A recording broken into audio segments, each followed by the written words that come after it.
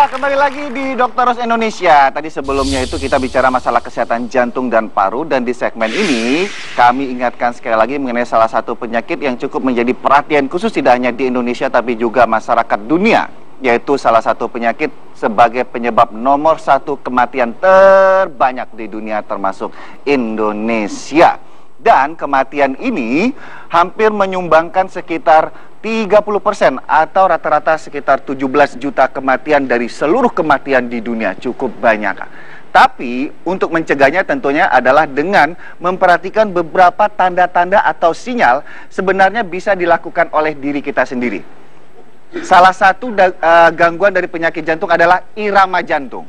Nah, cara mengetahui kelainan pada ritme jantung itu bisa dengan mengukur denyut nadi atau merasakan sendiri saat jantung itu berdebar tanpa alasan. Sebaiknya segera periksakan ke dokter jantung Anda, ya.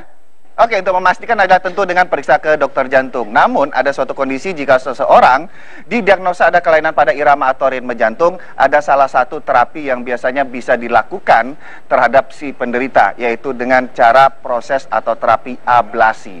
Penasaran seperti apa? Kita lihat tindakan atau proses operasi ablasi tersebut.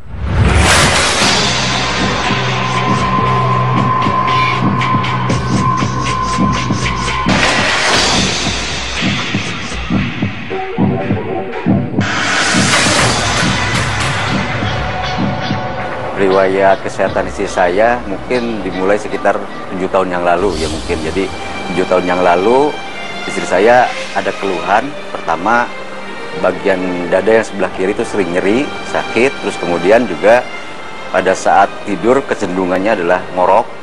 Telapak tangannya pada saat tidur seringkali keringetan. Terus kemudian mudah capek. Terus kemudian juga setelah itu seringkali sesek, rasa sesek di dadanya. Di beberapa 2 tahun terakhir ini istri saya mengalami seringkali capek lagi dan sering sesak lagi.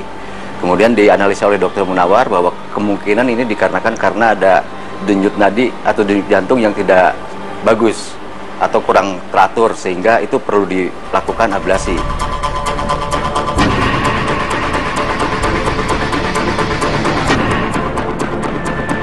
Salah satu penyakit jantung yang sering ditemukan di masyarakat adalah penyakit jantung karena aritmia.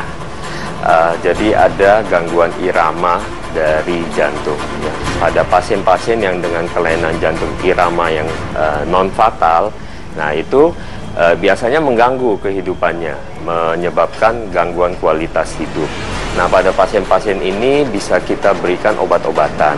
Atau kalau yang sudah sangat mengganggu, sebaiknya dianjurkan untuk dilakukan kateter ablasi.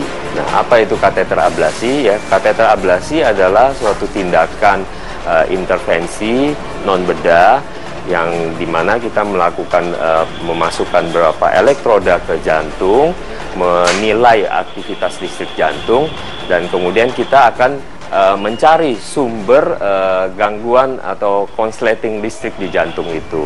Dan setelah kita temukan, kita akan melakukan ablasi. Ablasi itu kita memberikan energi dari radiofrekuensi untuk mematikan impuls listrik yang abnormal itu.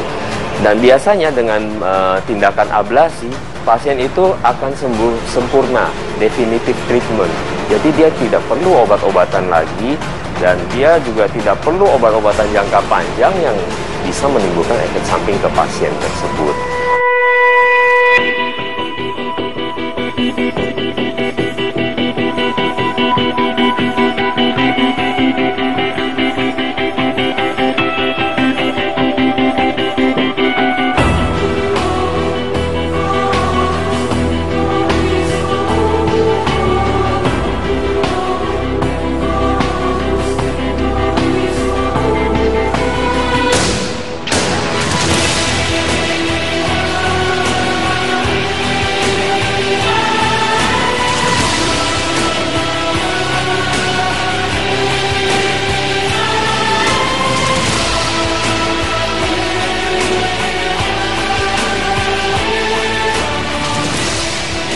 Jadi kita baru selesai melakukan tindakan pada seorang pasien wanita usia 42 tahun dengan kelainan irama jantung yang disebut dengan ventricle extrasystole.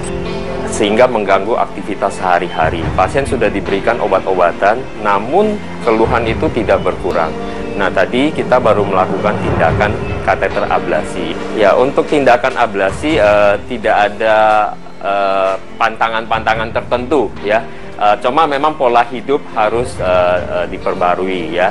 Makanan sehat, olahraga teratur, tidak merokok. Ya, kalau ada faktor resiko lain, hipertensi, diabetes, obesitas ya harus kita atasin. Tapi pantangan khusus sih tidak ada. Jadi pasien bisa melakukan aktivitas apapun yang dia mau, olahraga seperti biasa, tidak ada masalah. Nah, benih ini sangat tinggi dengan antioksidan.